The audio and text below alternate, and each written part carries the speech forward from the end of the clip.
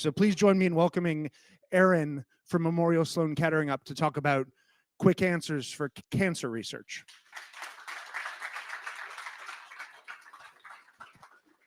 Hey everyone, thank you so much. Thanks so much to the ClickHouse team for having me here. I wanted to kind of preface my talk by saying we are right at the sort of the beginning of our ClickHouse journey, and I was a little worried about that coming here. We've done a proof of concept which had incredible results, and I'm really confident that ClickHouse is going to revolutionize our software.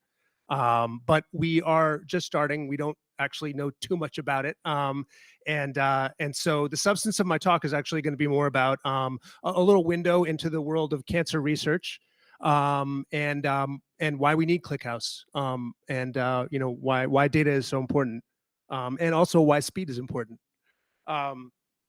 So let's see, I click a button here. Okay, who am I?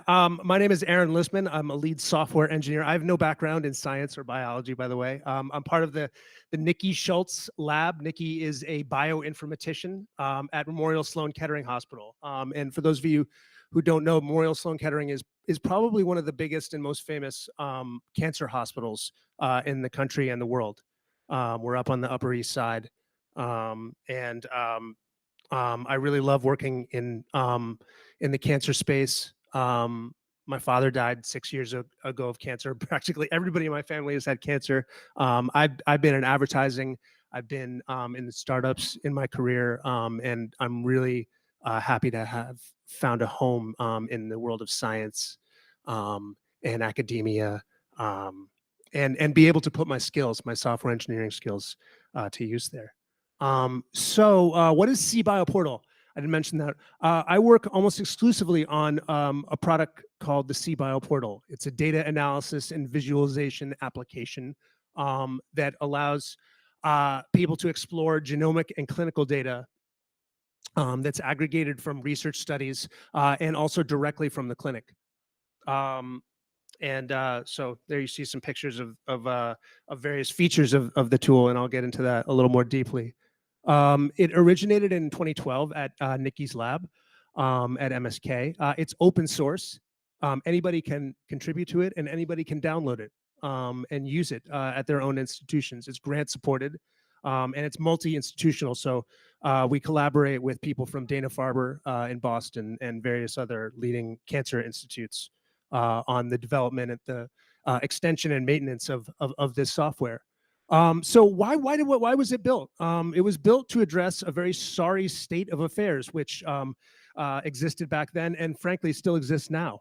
So I read a story about a few years ago about a doctor in Boston who she was diagnosed with cancer. She wasn't a cancer doctor, and of course, as a doctor, she became very interested in her treatment decision making, and she just wanted to ask a simple question at her hospital. Among patients who were sort of clinically and demographically similar to her, what was the outcome, with one chemotherapy or with chemotherapy A versus chemotherapy B? And she was shocked to find that she could not get an answer to this very simple question in this great age of data science that we live in. And that's still a prevalent situation today. Why? There's a lack of data collection. The doctors are the ones that are there dealing with the patients, and they have no time to input all of this data in any kind of normalized, standardized fashion into a system. They just scribble it somewhere. There's lack of data normalization, even inside of a single institution between departments. They don't agree on, what to call basic parameters, basic variables. And there's a lack of tools that people who don't have coding skills can use to get to investigate simple statistical questions. Cancer turns out to be a very data-oriented disease. It is given to investigation with data techniques. Why is that? Cancer is driven by mutations to our source code, which, as you all know from biology class, is DNA. And these mutations can occur randomly, or they can occur because you're exposed to a carcinogen like the sun or cigarette smoke. Mutations, to get cancer, these mutations have to corrupt genes that regulate cellular division, or genes that repair damaged DNA, control immune response to cancer. So the body actually knows how to fight cancer. So cancer has to evolve around that and figure out ways to evade the immune system. So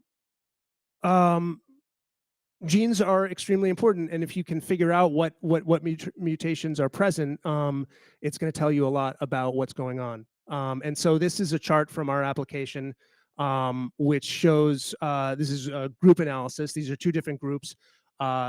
Everybody in this cohort has cancer, and we're looking at one particular gene, TP53, which is the most famous gene in all of cancer research. Let's see, this group here, this is a survival curve. This group here has an alteration in TP53, this one doesn't. So you can see that this is the probability of survival over time. And so you can see that this is not a good gene to have. It's not necessary for cancer, but it makes the outcome worse. So, what would you do with this information? Well, you would then, say, okay, TP53 is a very significant gene. Then you would investigate the pathways, the biological pathways that extend from that gene, and try to figure out what's going on, and try to figure out perhaps how this particular mechanism can be treated, counteracted.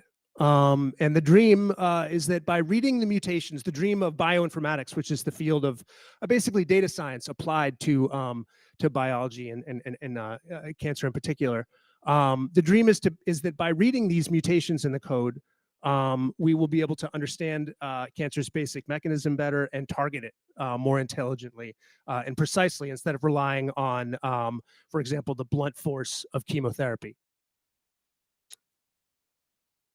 Where does all this data comes from? Well, there's there's two different types of data in our system. It's called clinico-genomic data. There's clinical data, which is patient's gender, their demographic information, their age, their whether they were a smoker, and then there's also all this genomic data. DNA sequencing became very cheap about 10 or 15 years ago. 20, 25 years ago, it cost $1 million to sequence one person's genome, one cell. And now we can do that for $1,000 or less. And so now we can actually sequence the DNA of every tumor sample that we encounter. And Memorial Sloan Kettering was actually one of the first actually, I think it was the first institution to do this at scale. They were given a $100 million grant to do this. So even though it wasn't necessarily pertinent to all treatment decisions, it was still very sort of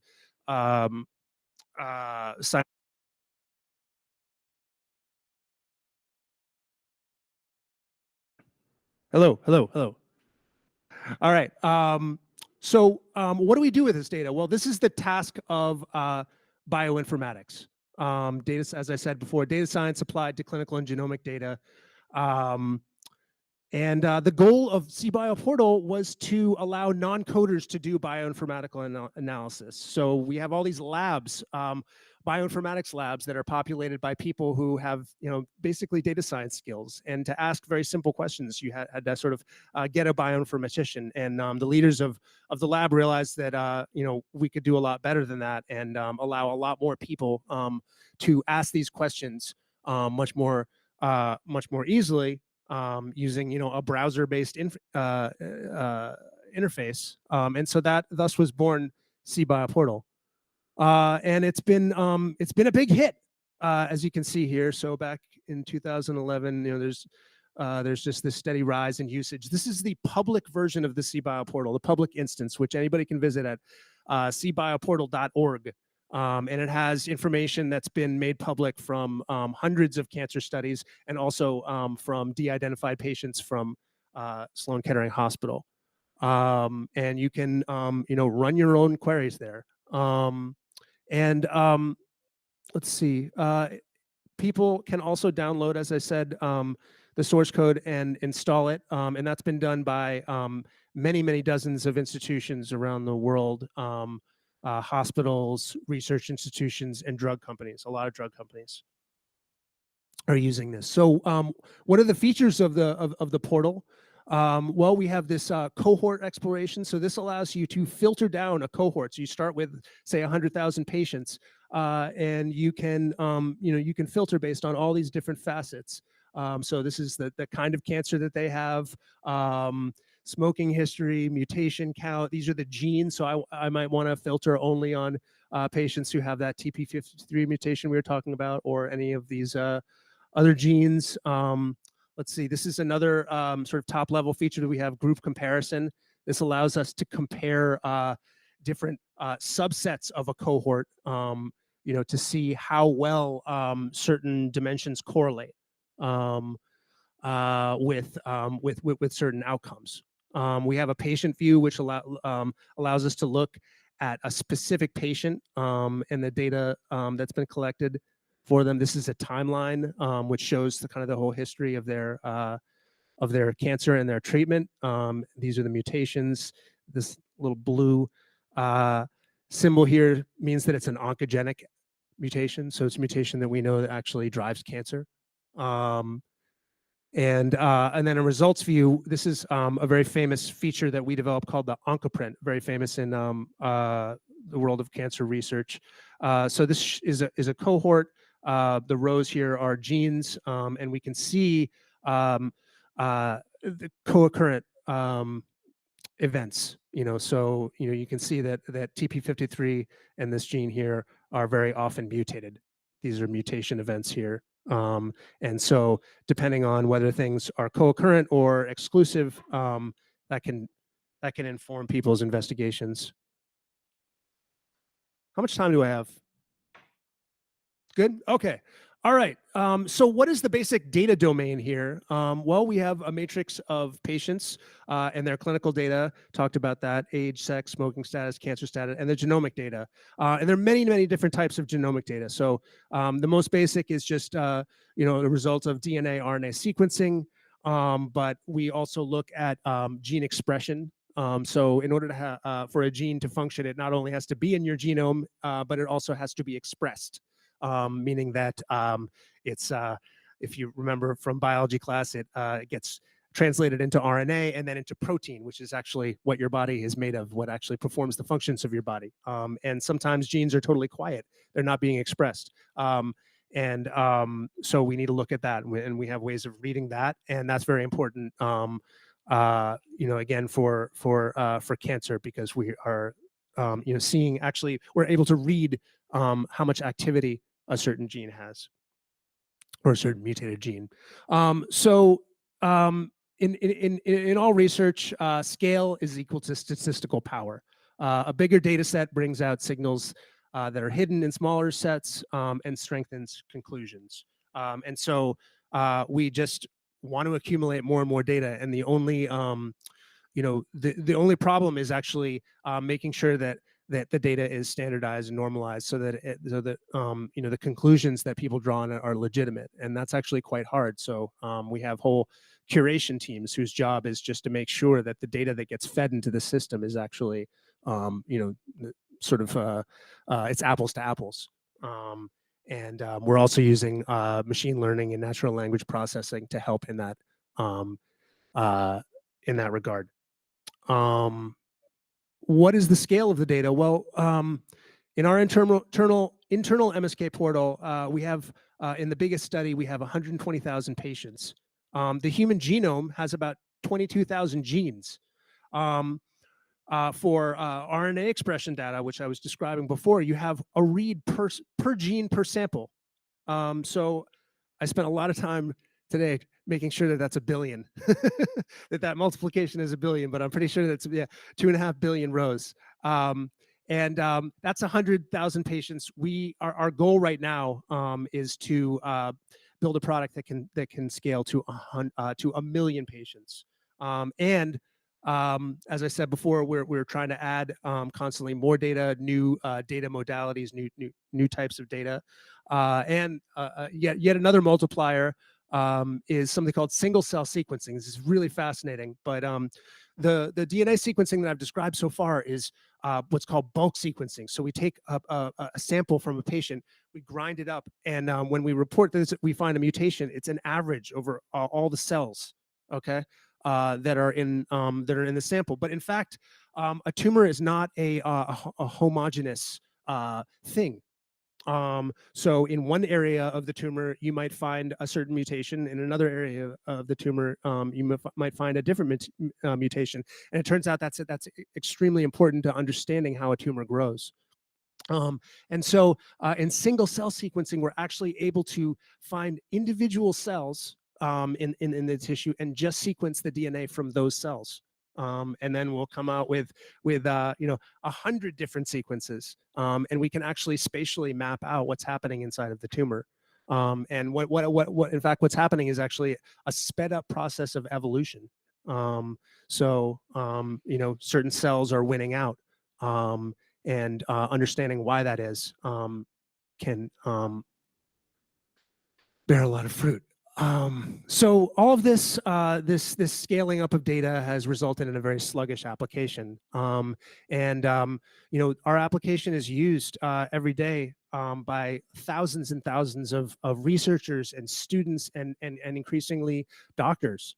And so if they get frustrated, if Amazon, if their page loads, every 10 milliseconds, that it takes for their product pages to load, they lose, X amount of money. But I really do think that that the same is true for us, except that the cost is the speed at which we're making progress in some small way. I mean, I don't want to be too grandiose, but it's certainly true that that right now the sluggishness of the application is inhibiting people's use of it, no doubt, and discouraging people from using it. So we realize that we really have to do something about this.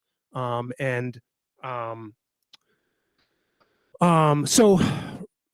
really quick, I want to go over, get down to the nuts and bolts of what we're actually doing here. Okay, so this is our study view here. This is the cohort filtering feature. And each one of these charts displays a particular type of data. Okay, so this is a cancer type here. And so we have a service that feeds each of these charts here, and the service needs to go back and apply the filters that the user has selected. They're looking for males with brain cancer, non-smokers with an EGFR mutation. So all of those need to be applied, and then it needs to return the counts for each of these different values so there's two steps, and actually there's, let's see if I can go back. Yeah, that needs to be done for each of these charts. Okay, so there's quite a lot of processing and querying that needs to go on. And so there's two steps to that process. You apply the filters to, and you whittle down this cohort of patients, and then you generate those value counts that are displayed either in a pie chart or a table. And as I said, you need to do that over all the charts on the page. And so what we realized is that we were doing this in just about the worst possible way. We were going to our trusty old MySQL database and bringing back a shitload of data, and then doing all of the filtering and all of the counting in our service layer, in Java. Why do we do that? Because when this was all being built, we were only dealing with, say 10,000 patients, 10,000 samples, and so some developer, not me, decided to exchange performance for developer ergonomics, because it's a lot easier to write Java than it is to write SQL, at least if you're not a SQL developer. So this works great with 10,000 patients. It's like molasses with 100,000 patients, and everything just completely crashes at 200,000 patients. So we realized that we needed, whatever database solution we chose, we need to push all of this filtering and countering logic into the SQL, up into the database, so that we don't have to bring all the data into memory. The other thing, amazing realization that we came to was that for you doing data analysis, you want to have, I'm sorry, you want to use an analytics database to perform analytics.